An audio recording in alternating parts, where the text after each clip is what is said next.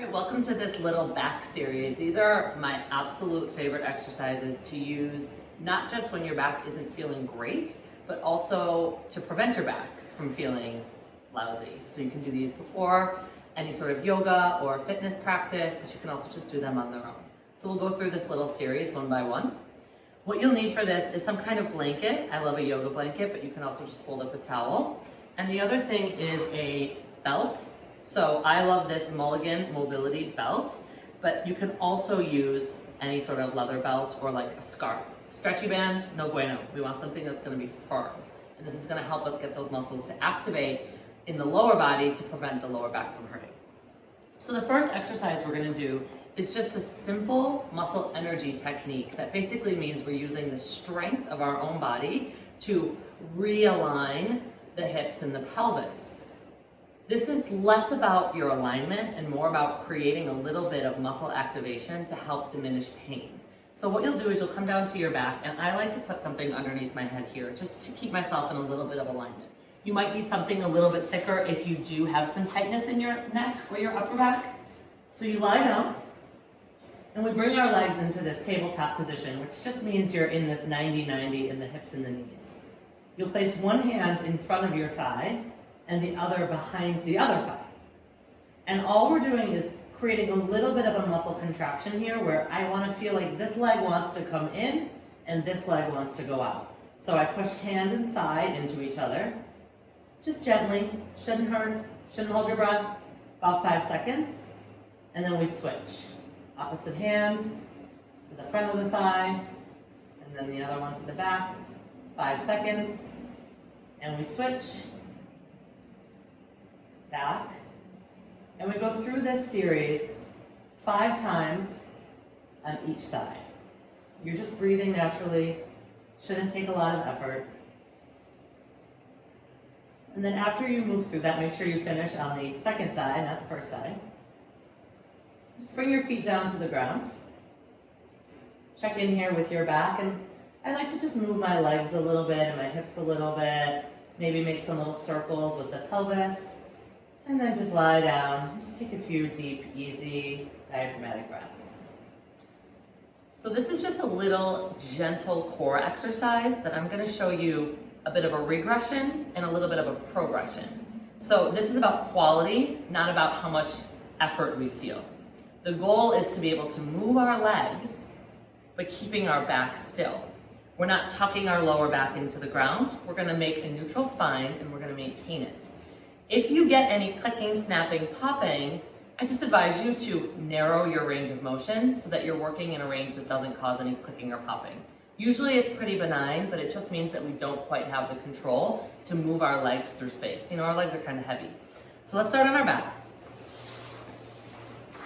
Again, I'm putting a bit of a blanket under my head so that I can neutralize my spine. The back of my head is an out curve. It's on the ground. The back of my ribs, another out curve on the ground. My lower back is an in curve, so it's slightly off the ground, but the back of my pelvis is on the ground. So I'm not tucking out my lower back. I'm just in neutral. My ribs are down.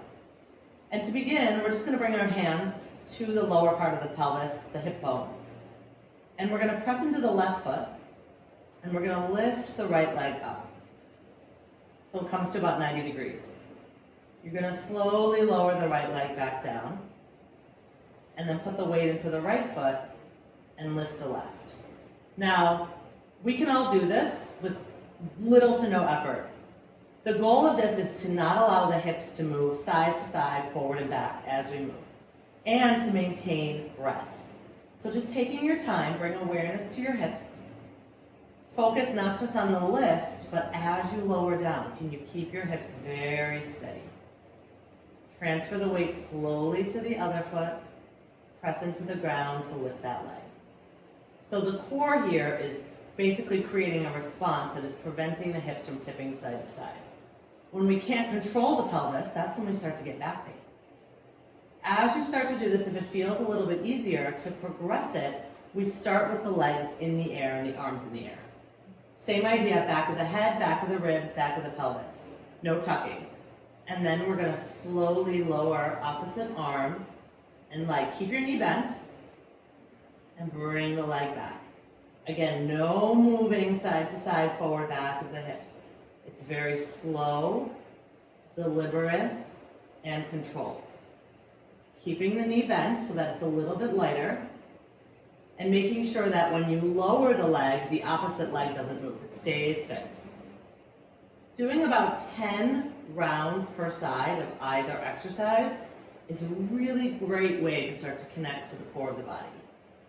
And then afterwards, you can just relax, take a moment, close the eyes, take a few breaths. Good. This is absolutely my favorite exercise, without a doubt. So you need a belt. The belt is going to be hip distance apart. This is a clicky belt. It doesn't matter what kind of belt, just no stretchy band. We're coming back to our backs with a little bit of head support. We're putting the belt around the knees. It should be hip distance apart when you put tension on the belt. So for me, I just have to adjust it a little bit. And so we're bridging in a very specific way. We're going to be pressing out into the belt.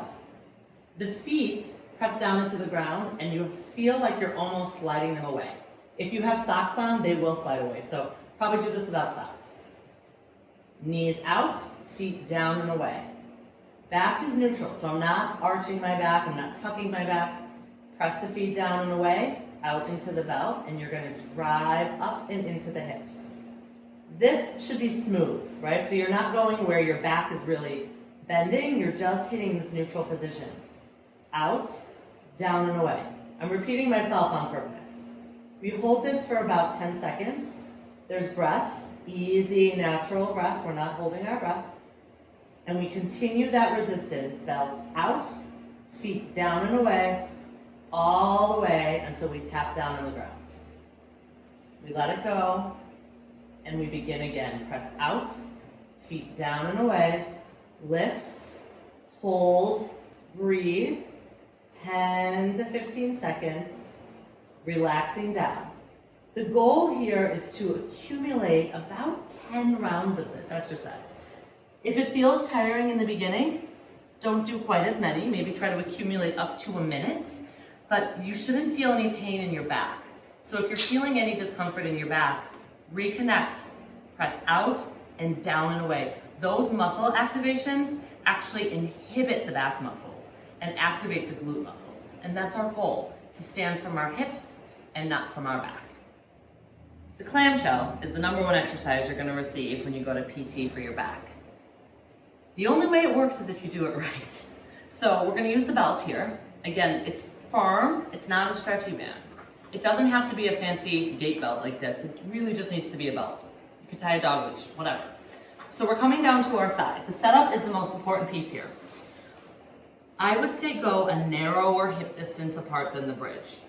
We're supporting ourselves on the elbow. If there's any neck, shoulder, anything, support on your head. Being here makes us work the side waist a little bit more. So we're pressing into the bottom leg, into the elbow, and my ribs are in, so I'm not hammocking my spine down. So I'm up, and we just stay right here. There's almost the slightest rolling forward with the top hip, so we're not leaning back. And then what we do is we press down into the ground, and we take up the slack here on the belt. We're holding for about 10 to 15 seconds, and then we relax all the way down. Doing about 6 to 10 reps of this, accumulating about a minute or two total. It's gonna feel a little shaky. Make sure that you're breathing and you're not tensing here. The progression here, and this is not about making it harder, this is making it effective. So if this starts to feel easy, the progression is to take up that slack and to move your hips forward like you're standing up from a chair. You're not going up, your hips are going forward. You drive into this little side bridge. Again, about 10 to 15 seconds. You can use a kickstand to come down, but you're sitting back like you're sitting back in a chair. Release the tension and begin again. If you're doing the progression, you probably want about 6 to 8 reps. If you're working with the hips on the ground, you're gonna do about 10 reps. The half kneel is probably the dumbest exercise that exists, but absolutely one of the most effective things you could do. Everybody loves to do these deep hip flexor stretches or try to abuse their body with these psoas releasing exercises. No. This is a developmental position, so babies don't walk until they've mastered this position. So we, as adults, as walking people, should be able to master this position. Put a blanket down to support your knees. You just start in this tall kneel position, and you're gonna weight shift onto one hip, take the other one forward. So we want our feet about hip distance apart, or our legs about hip distance apart, so you don't wanna be on a tightrope. And then we're just making sure that the tailbone isn't sticking out. So we're trying to almost tuck it down. This standing supporting side, we're gonna squeeze that butt cheek a little bit, and we're just uprighting the spine. We're not lunging forward, we're not trying to really do anything fancy here. We're just gonna settle in. Now, for some of us that don't have a lot of great stability around this hip, or we've maybe had a baby recently, or we've been pretty inactive, this actually might feel like a challenging balance position, and that's okay. Just do this near a table or something where you can have a little bit of support, working towards balance. And then once we're here, we'll steady in. All we're gonna do is breathe the arms up. So if you have one hand on balance, just use the opposite hand to lift the arm up.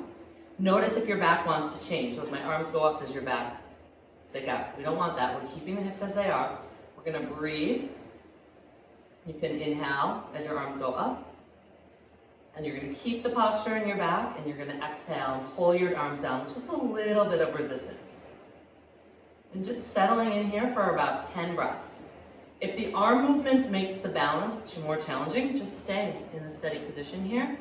And we'll spend about 1 minute to 2 minutes on each side, maybe doing 2 rounds if you have the time.